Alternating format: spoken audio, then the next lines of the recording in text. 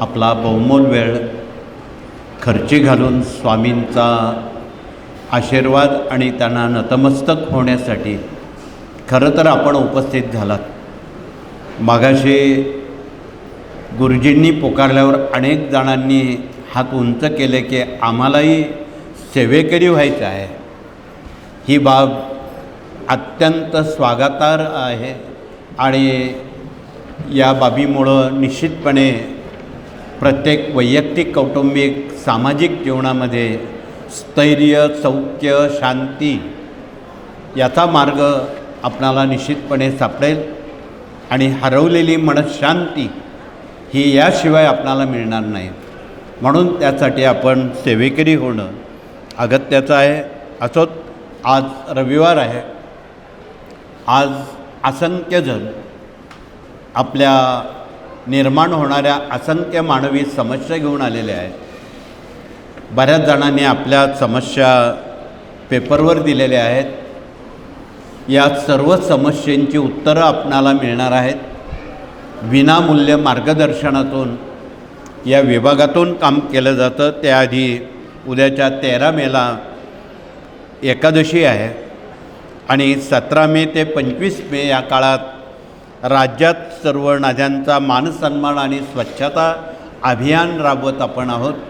तथापि आज आपण निफाड येथे आज आणि उद्या त्या ठिकाणी नाथसंमेलन आणि सर्व पंथ धर्म याचं आपण एकत्रीकरण करत आहोत आणि त्यानिमित्तानं हा एक सर्व धर्मीय संस्कार सोहळा त्या ठिकाणी आज आणि उद्या आचार्य शंकराचार्यजी यांच्या उपस्थित आज उद्या आपण करत आहोत। हे आपल्या माहितीसाठी आहे। हे होत नाही तर 15 तारखेला निफाड सिन्नर तालुक्यामध्ये कारवाडी या गावी प्रदीर्घ कालानंतर सुमारे 25 वर्षानंतर त्या ठिकाणी सत्संग मेळावा आयोजित केलेला आहे। महाराष्ट्रातल्या बहुतांशी जिल्ह्यातून लाखोच्या संख्येनं सेवेकरी त्या ठिकाणी उपस्थिती लावणार आहेत। आपणही आपली उपस्थिती प्रार्थनीय आहे। तथापि होत नाही तर तारीख 5 जून ते 12 जून या काळामध्ये खूप मोठ्या प्रमाणात हा येणारा अधिक मास तथा पुरुषोत्तम मास याचं अनन्यसाधारण महत्त्व कुंभापूर्वी हा येतो आहे आणि शास्त्र असं सांगतं की जे लोक अधिक महिन्यामध्ये भागवत ग्रंथाचं पठण, वाचन, मनन, पारायण करतात त्यांना जन्मजन्मांतरीचे शाप, ताप, दैन्य, दुःख, उपद्रव, संकट, आदिदैविक, भौतिक, आध्यात्मिक या सर्व समस्येतून त्यांना मार्ग मिळतो आणि त्यांना सुटकेचा निश्वास सोडायला ही एक नामी पर्वणी आहे। म्हणून आपण श्री क्षेत्र मथुरा या ठिकाणी अखंड ज्ञानयज्ञ 7 दिवस 5 जून ते 12 जून या ठिकाणी आयोजित केलेला आहे। ज्यांना मथुरेला येणं शक्य नाही त्यांच्यासाठी गुरुपीठामध्ये 5 जून ते 12 जून राज्यातल्या देशातल्या सर्वांना आणि मराठी भाषिकांना ही नामी संधी उपलब्ध केलेली आहे। या संधीचा कृपया आपण लाभ घ्यावा म्हणून याही काळामध्ये आपण दोघंही ठिकाणी ज्यांना जे शक्य आहे, सक्ती नाही, परंतु ज्यांना जे शक्य आहे त्या ठिकाणी आपण हा ज्ञानयज्ञ त्यात आपला सहभाग असणं गरजेचं आहे।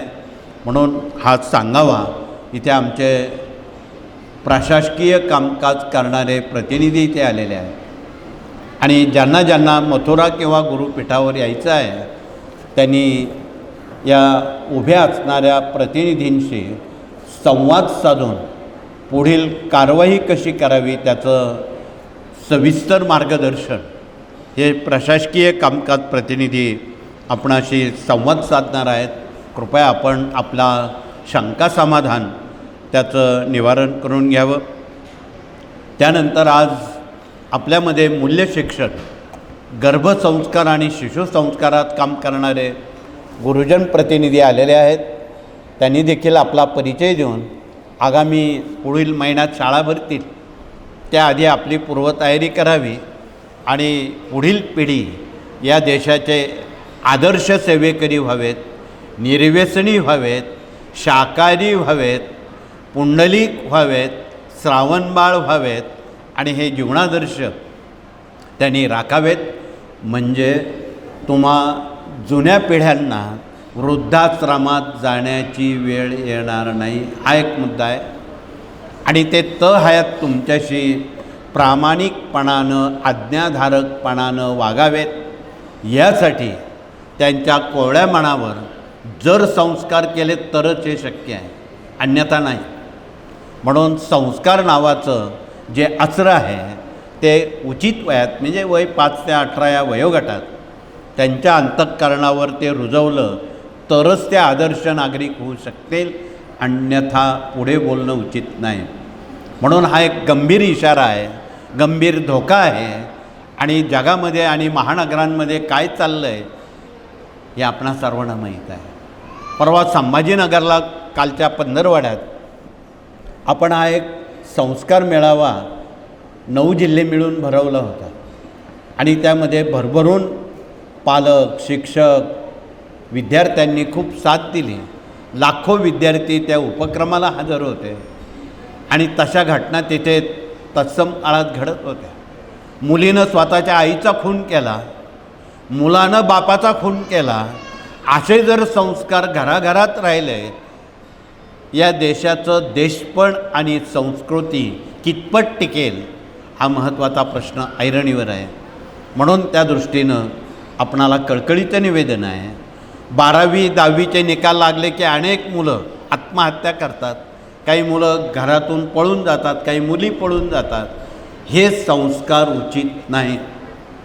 म्हणून हे कुठेतरी कायमचं थांबवण्यासाठी कोवळ्या मनांवर जर आपण संस्कार केले तरच हे शक्य आहे, अन्यथा पुढे बोलणं उचित नाही. म्हणून हे काम उभे असणारे गुरुजन प्रतिनिधी त्यांनी कंबर कसलेली आहे आणि सर्व शाळा, शिक्षक, विद्यार्थी, पालक यांच्यापर्यंत हा सांगावा घेऊन आठवड्यातला 1 तास प्रत्येक शाळेवर जर संस्कार मालिका चालू केली, हे संस्कार सुरू केले तर कदाचित या घडणाऱ्या ज्या वाईट गोष्टी आहेत त्याला आळा बसेल. म्हणून आपण घराघरात श्रावणबाळ आणि पुंडलिक तयार करायचे असतील तर दुसरा पर्याय नाही. म्हणून हे अत्यंत मौलिक महत्त्वाचा विभाग या कार्यानं हाती घेतलेला आहे आणि यात आपल्या सर्वांचं सहकार्य आणि सहभाग किमान अपेक्षित आहेत. तर दुसरा विभाग या ठिकाणी प्रश्न उत्तर आणि मार्गदर्शक प्रतिनिधी विनामूल्य मार्गदर्शनासाठी स्वतःचा वेळ खर्ची घालून आलेले आहे आणि स्वामींना समयदान प्रिय आहे. दानात दान समयदान ही सर्वश्रेष्ठ दानाची व्याख्या आहे. म्हणून इथे बसलेल्या घरी असलेल्या असंख्य भाविकांनी सेवेकऱ्यांना नम्र निवेदन आहे की तुम्ही दानाचे अनेक प्रकार असतील ते थोडा वेळ बाजूला ठेवा, परंतु तुमचा समयदान चांगल्या कामासाठी द्या, देशासाठी द्या, धर्मासाठी द्या, गरिबांसाठी द्या, त्यांना न्याय मिळेल. हे कळकळीचं आवाहन आपणाला या मार्गातून राज्यात असणाऱ्या हजारो सेवा केंद्रांच्या वतीनं आपणाला करण्याला संकोच वाटण्याचं प्रयोजन नाही. म्हणून गाव तेथे केंद्र आणि घर तेथे सेवेकरी ही संकल्पना केवळ जगाचं हित, मानवहित, देशहित या संस्कृतीचं हित जपण्यासाठी या कार्यानं हे पाऊल उचललेलं आहे. म्हणून त्यात आपल्या सर्वांचा कृपया सहभाग असू द्या आणि हे काम विनामूल्य केलं जातं हेही लक्षात असू द्या. तथापि जे कोणी चोरून याचा गैरफायदा घेत असेल तथा फी दक्षिणा घेत असेल ती पण माहिती कळवा, कारण आचली माणसं या कार्याशी संबंधित नाही. नाव जरी स्वामींचं घेत असतील ती या मार्गाशी काहीही संबंध नाही असं आपण गृहीत धरावं. हे कळकळीचं आव्हान आहे. तर पुढचा विभाग या ठिकाणी विवाह मंडळ आलेला आहे. या विवाह मंडळातून बिना हुंड्यानं, बिना सोन्या नाण्यानं, अति अल्प खर्चानं आणि साखरपुड्यात मुलामुलींची विवाह व्हावेत. आणि तसा याला आधार आहे. गेल्या 70 वर्षात या कार्यातून ज्यांची स्वामींच्या कृपेनं विवाह झाली, आज तगायत एकही घटस्फोट फारकती झालेल्या नाहीत. म्हणून आपणाला आपलं जीवित सुखी करायचं असेल तर हा त्याग, ही संस्कृती, हे आचरण आपणाला पुढच्या पिढ्यांपर्यंत पोचवणं क्रमप्राप्त आहे. म्हणून बिना हुंड्यानं, बिना सोन्या नाण्यानं, अति अल्प खर्चानं आपण होणाऱ्या मुलामुलींची विवाह कृपया या पद्धतीनं करावी, हे कळकळीचं आवाहन. या कार्याचं, या विभागाचं पुढचं पाऊल असं आहे, एवढ्यावर हे काम थांबलं नाही. इथे दर गुरुवार रविवारी विवाह परिचय मेळावे भरवले जातात. तथापि आत्महत्या पीडित कुटुंबियांच्या मुलामुलींची विवाह ती आपणाला करायची आहे. म्हणून हे एक पुढचं पाऊल आहे. देशाचं संरक्षण करणारे शहीद जवान, त्यांच्या मुलामुलींची लग्न सरकार करणार नाहीत, ती तुम्हा आम्हाला करायची आहे. म्हणून तोही एक सामाजिक सद्भावना आणि माणुसकीची संस्कृतीला बरोबर घेऊन आपणाला हे कार्य जगात कोण करत नाही. जगात रामायणावर बोलणारी माणसं आहेत, महाभारतावर बोलणारी आहेत, पुराणांवर बोलणारी आहेत. याचा त्यांचा काही संबंध नाही. कानाला गोड लागतं तोपर्यंत मंडपात बरं वाटतं. एकदा उठून गेले का हे रे माझ्या मागल्या, असं नाही. इथे विचारपूस केली जाते आणि निर्माण होणाऱ्या समस्यांची उकल करण्यात येते. हे काम जगात या मार्गाशिवाय दुसरं कोण करत नाही. म्हणून आपणाला कळकळीचं निवेदन आहे आणि तेही मोफत कोणी करत नाही. म्हणून आपणाला सहानुभूती आणि माणुसकी याचा संगम म्हणजे स्वामी सेवा केंद्र आहे. म्हणून आपण सेवा केंद्रात संपर्क साधावा, तिथे रोज आरत्यांना जावं, रोज सेवेकरी व्हायचं असेल तर 3 अध्याय स्वामी चरित्र सारामृताचे वाचावेत, 11 माळा स्वामींचा जप करावा किंवा वहीवर लिखाण करावं. आतापर्यंत गेल्या 6 महिन्यात बऱ्याच भाविकांनी स्वामींचा जप वहीवर लिहिलेला आहे. त्यांना एवढ्या चांगल्या अनुभूती येत आहेत. आणि जो 12 लक्ष जप वर्षात पूर्ण करेल त्याला आयुष्यात एकही समस्या निर्माण होणार नाही, याची आपण खात्री बाळगा. मग तुम्ही म्हणाल हा जप लिहून झाल्यावर काय करायचं? प्रश्न आहे, उत्तर आहे. दक्षिण प्रांतामध्ये, दक्षिण भारतामध्ये, तथापि गाणगापूर, पिठापूर, वाडी, कुरोपूर किंवा दत्तपीठ, दत्तधामांमध्ये हा जप जो आहे तो स्वामींच्या प्रतिकृती खाली ठेवतात, त्यावर स्वामींची प्रतिकृती ठेवतात. अनेक पिढ्या तो आशीर्वाद पुढील पिढ्यांना मिळत असतो, कारण त्याचा योगक्षेम लिहिणाराचा स्वामी चालवतात. म्हणून आपण आपला जप लिहून झाल्यावर आपण तो जप गुरुपीठात आणा किंवा होणाऱ्या उपक्रमात, गाणगापूरला कार्यक्रम असतात, वाडीला असतात, पिठापूरला असतात, त्या ठिकाणी पोचवा.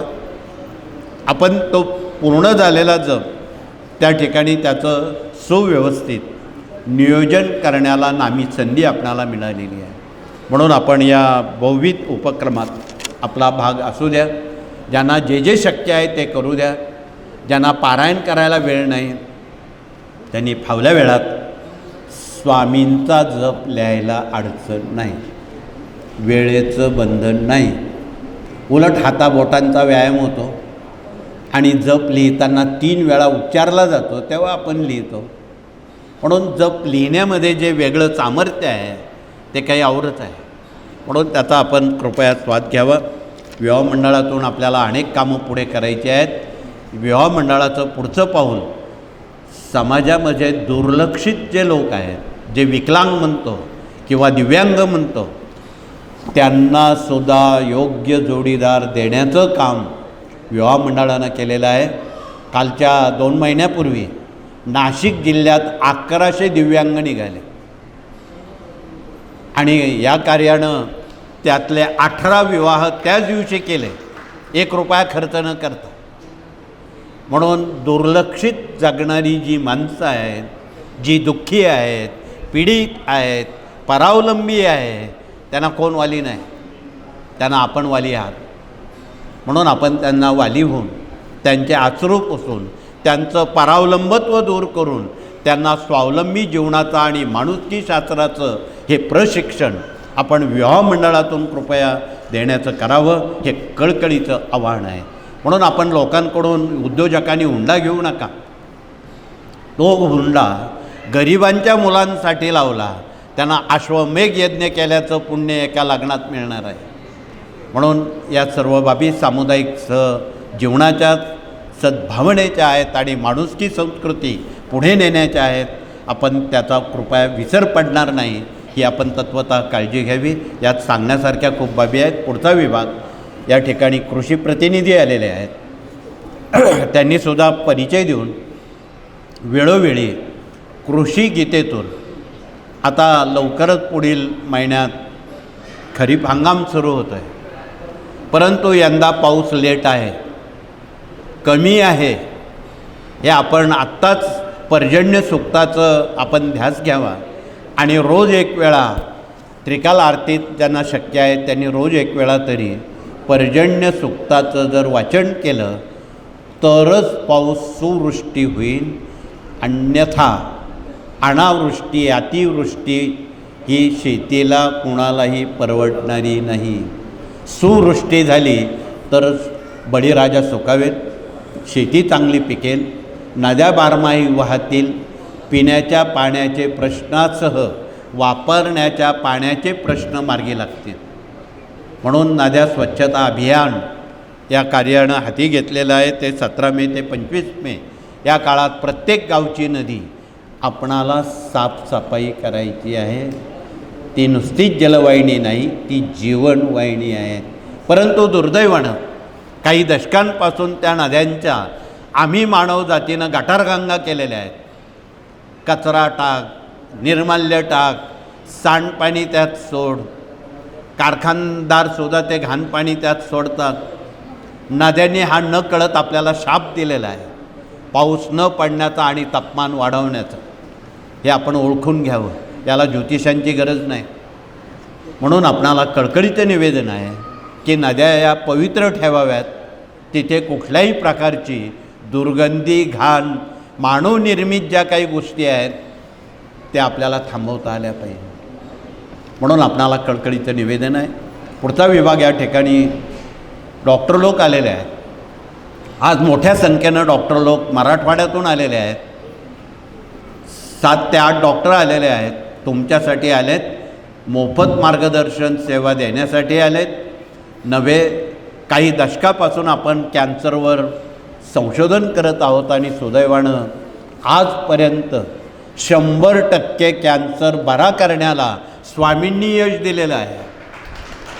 बिना केमो, बिना शस्त्रक्रिया असं या औषधांचा बाणा आहे. म्हणून आपणाला कुठली केमो करण्याची गरज नाही, शस्त्रक्रिया करण्याची गरज नाही. फक्त स्वामींवर आपण विश्वास ठेवा, एवढंच कळकळीचं आव्हान आहे. तर कॅन्सर बरा करण्यासाठी ते सप्तरंगी नावाचा दवा आहे, त्याचा काढा आहे.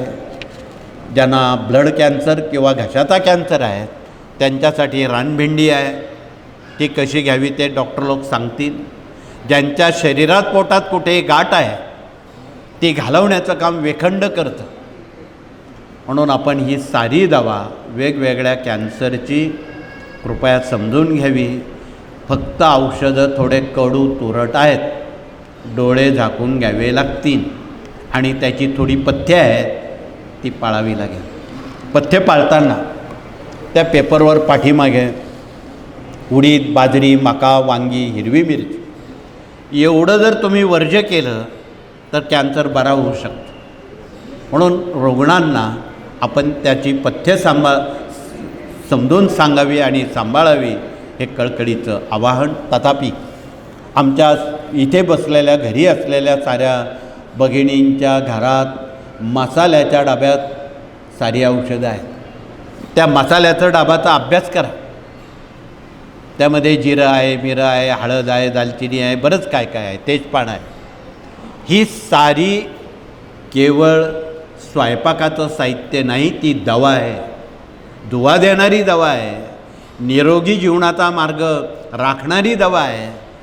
यावर खरं तर आमच्या इथे बसलेल्या साऱ्या भगिनींनी त्याचा अभ्यासक व्हावं आणि PhD करावं. तुमच्या घरात एकही व्यक्ती आजारी पडणार नाही असा वापर त्या दव्याचा कृपया आपण करावा, हे कळकळीचं आव्हान सांगताना इथे घरगुती आयुर्वेद हा ग्रंथ आणलेला आहे. त्यात आजीबाईचा बटवा आहे आणि हा आजीबाईचा बटवा जर तुम्ही समजून नव्या पिढ्यांना सांगितला तर 100% तुमचं कुटुंब निरोगी जीवन यशस्वीरित्या पार पडेल. म्हणून यावर खूप बोलता येईल. तथापि पुढचा विभाग या ठिकाणी वास्तुतज्ञ प्रतिनिधी आलेले आहेत. त्यांनी देखील आपला पुढे येऊन ओळख परिचय करून द्यावं.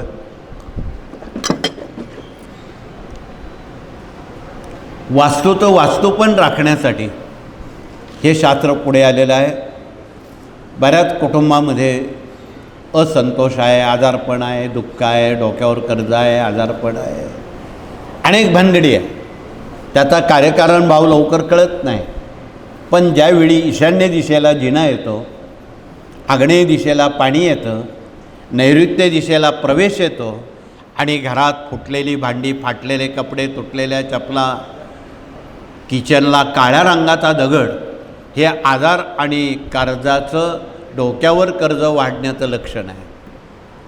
हे कुठेतरी तोडफोड न करता त्यावर असणाऱ्या ज्या उपाययोजना आहेत त्या आपण ज्ञानदान 1 ते 4 ग्रंथातून कृपया ती पानं चाळावीत आणि तोडफोड रहित हे शास्त्र जनतेपर्यंत डोळस प्रामाणिकपणानं कृपया आपण समजून सांगावं, हे कळकळीचं आव्हान आमचे इंजिनियर तथा वास्तुतज्ञ प्रतिनिधी आपणाशी संबोधित करणार आहेत. तथापि पुढचा विभाग कायदेशीर सल्लागार म्हणून वकील आणि न्यायमूर्ती आलेले आहेत. त्यांनी आपला परिचय देऊन आज बरीच दूरवरून काही केंद्र उघडण्यासाठी, उभी करण्यासाठी वेगवेगळ्या जिल्ह्यांमधून, राज्यांमधून आलेल्या सेवेकऱ्यांना ही एक नवसंजीवनी आहे की हे आमचे कायदेशीर सल्लागार त्यावर आपलं मार्गदर्शन करतील. कायदा आणि अध्यात्म, कायदा आणि कौटुंबिक जीवन, कायदा आणि समाजशास्त्र, कायदा आणि अध्यात्म याची सांगड घालण्याचं काम आणि कोर्टाची पायरी न चढता सर्वसामान्य लोकांना जो खूप त्रास होतो कोर्टात जाण्याचा, तो लोकन्यायालयातून त्यांनी सुखकर आणि सोपा केलेला आहे. म्हणून वेळोवेळी जर लोकन्यायालये भरवली गेली तर पुन्हा कोर्टात जाण्याचं काम पडणार नाही. म्हणून या साऱ्या बाबी आपण त्यांच्याकडून मार्गदर्शनातून कृपया घ्याव्यात, हे कळकळीचं आव्हान. तर पुढचा विभाग या ठिकाणी प्रशासकीय कामकाज आणि प्रशिक्षण प्रतिनिधींसवेत अन्य प्रतिनिधी आलेले आहेत. त्यात युवा प्रबोधन प्रतिनिधी आहेत, देश विदेश अभियान प्रतिनिधी आहेत, दुर्ग अभियान प्रतिनिधी आहेत, माहिती तंत्रज्ञान प्रतिनिधी आहेत, पशुगोवंश प्रतिनिधी आहेत, पर्यावरण प्रकृती प्रतिनिधी आहेत. हे सारे याज्ञिकी प्रतिनिधी आलेले आहेत. या साऱ्या प्रतिनिधींनी या कार्याचा अंतरंग जनतेपर्यंत समजून सांगावा. आगामी पुढील आठवड्यामध्ये काही वादळ, काही भूकंप होणार आहेत. तुम्ही आधीच अलर्ट राहा, सावध राहा. हा भगव्या रंगाचा ध्वज मारुतीचा ध्वज आहे. हा जर ध्वज गावं मिळून लावला किंवा केंद्र निहाय लावला तर त्याची तीव्रता खूप कमी होते. मोजून 5 मिनिटात ते वादळ थांबतं. त्या ध्वजाखाली बसून मारुती स्तोत्र, हनुमान चालीसा किंवा लांगुलास्त्र जर वाचलं, त्याचा अनुभव तुम्हाला मोजून 5 मिनिटात येते. का? मारुती राया हा वायुपुत्र आहे, हे तुम्हाला माहीत आहे. त्याशिवाय हे वादळ थांबत नाही. तर हे दुसरं भूकंप यंत्र आहे. राज्यात आणि देशात मोठ्या प्रमाणात ज्वालामुखी आणि भूकंप होणार आहेत आणि त्याची तीव्रता 0वर आणण्यासाठी किंवा 1 रिश्टरवर आणण्यासाठी हे यंत्र तेवढं कार्यक्षम आहे.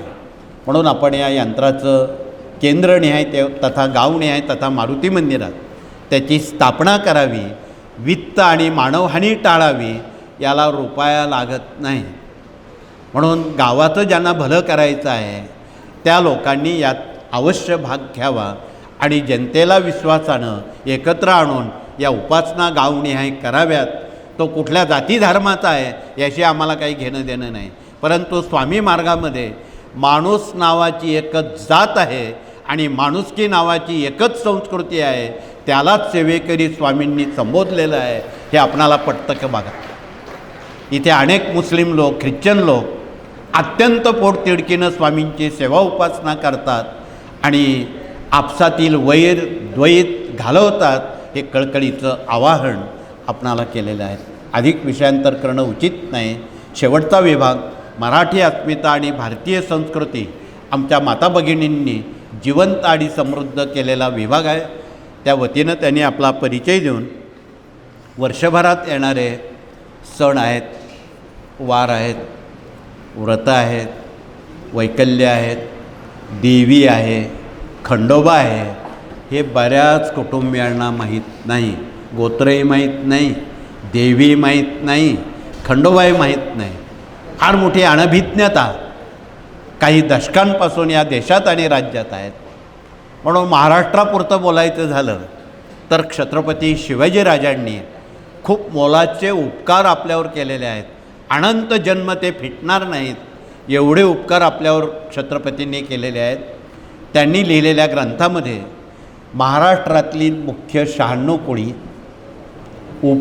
7,000 कोळी आपल्या क्षात्रधर्मात दिलेले आहेत. इथे जे भाग्यवंत लोक आहेत ज्यांच्याकडं तो क्षात्रधर्म शिवरायांचा आहे त्यांनी हात वरती करावेत. धन्यवाद. त्यांनी आज्ञ जनतेला त्या राखाण्यातून व तुमचा अमुक कुळ आहे, तुमचा अमुक गोत्र आहे, तुमची अमुक देवी आहे, तुमचा तमुक खंडोबा आहे. तुम्ही वर्षातून एकदा देवीला जा, खंडोबाला जा, त्यांचा सन्मान करा आणि अनुभव घ्या. आज जे अनेक कुटुंबामध्ये कामं अडून राहिलेली आहेत, लग्नाची कामं अडून आहेत, नोकऱ्यांची कामं अडून आहेत, आजारपण आहे, स्वास्थ्य नाही, सौख्य नाही, कर्जबाजारीपणा आहे, असे कितीतरी डझनभर प्रश्न आहेत. या साऱ्या डझनभर प्रश्नांवर या कार्यानं अचूक उत्तरं दिलेली आहेत. म्हणून आपण जर सेवेकरी व्हायचं असेल तर सर्वप्रथम स्वामी चरित्र वाचा. त्यात बाळप्पांनासुद्धा कुलदेवता माहीत नव्हती. स्वामींनी स्वतः तुळजापूरच्या आविष्कारात प्राप्त करून त्यांना सांगितलं ही तुझी कुलदेवता आहे. त्या दिवसापासून ते दरवर्षी तुळजापूरला जायला लागले. खंडोबासुद्धा जेजुरीचा आहे. स्वामी महाराज ज्यावेळी अक्कलकोटला आले त्यावेळी खंडोबाच्या मंदिरात 3 दिवस स्वामी स्वतः बसले. का बसले? लोकांना खंडोबा कळावा म्हणून. आणि जे खंडोबाची सेवा करत नाही त्याच्या जीवनात खेळ खंडोबा होत असतो. कुठल्याही प्रकारचा खेळ खंडोबा होऊ नये म्हणून खंडोबाचे पाय धरावेत हे स्वामींनी स्वामी चरित्रात सांगितले. अधिक वेळ घेणं उचित नाही आपण सुज्ञात. म्हणून वर्षातून एकदा देवी, तिला हिरवी साडी, हिरवाखंड, ओटीचं सामान, पुरणाचा नैवेद्य करा. खंडोबाला वर्षातून एकदा जाऊन त्याला एक धोतरपान, उपरणं, 1.25 पाव हळद, पूर्णावरणाचा नैवेद्य आणि थोडंसं भरीत कांद्या वांग्याचं, हे त्यांना फार प्रिय आहे. हे वर्षातून एकदा तरी करा, अनुभव घ्या आणि मानवी समस्येतून मुक्त व्हा. हाही संदेश आपण या निमित्तानं मराठी अस्मितेतून सर्वांपर्यंत विनासंकोच आपण आपसात विचारसरणीनं करावा हे कळकळीचं आवाहन. कारण हे मार्गदर्शन बाहेर कोणी पुराणातून किंवा भागवतातून किंवा रामायणातून महाभारतातून कोण सांगणार नाही. हे आपणाला याच मार्गातून हे आपणाला ऐकायला मिळेल, करायला मिळेल आणि आपण समस्यामुक्त, चिंतामुक्त जीवनाला निश्चितपणे सामोरं जाऊ अशी आम्हाला खात्री आहे. म्हणून आपण येणेप्रमाणे या कार्याचा अभ्यासक व्हावं, उपासक व्हावं, अभ्यासक व्हावं आणि प्रचारक प्रसारक व्हावं. दिव्यानं दिवा लावावा, ज्योतीनं ज्योत लावावी आणि महिन्याकाठी 10 कुटुंबात स्वामींचं कार्य पोचवावं.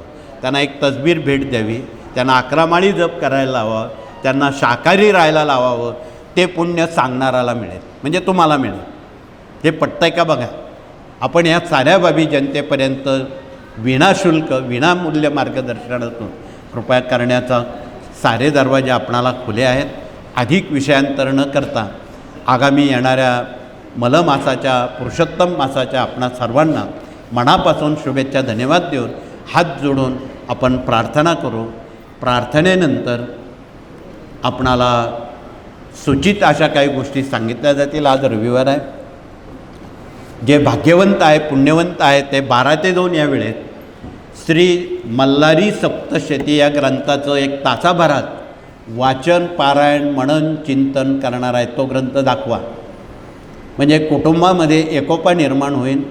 बाप बेट्यांचं घरात पटत नाही, त्यांनासुद्धा ही एक नामी संधी मिळेल आणि त्याचा अनुभव कुटुंब प्रमुखांनी प्रति रविवारी आपण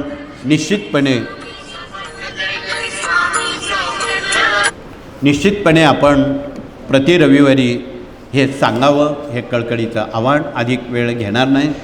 आपण आता सामुदायिकरित्या हात जोडून प्रार्थना करू आणि प्रार्थनेनंतर सर्वप्रथम भगिनी औदुंबराला वळसा घालून दरबारात हात जोडून मुजरा न करता मौनानं नमस्कार करतील. तदनंतर भगिनींच्या नंतर नंबर 2च्या गेटनं तिथे प्रतिनिधी उभे आहेत. पुरुष वर्ग मौनानं समाधी मठाला आणि औदुंबराला परिक्रमा न करता केवळ वळसा घालून दरबारात हात जोडून मौनानं दर्शन घेतील. आणि ज्यांना मल्हारी सप्तशतीत बसायचं आहे त्यांना आमचे प्रतिनिधी पुढील मार्गदर्शन करतील.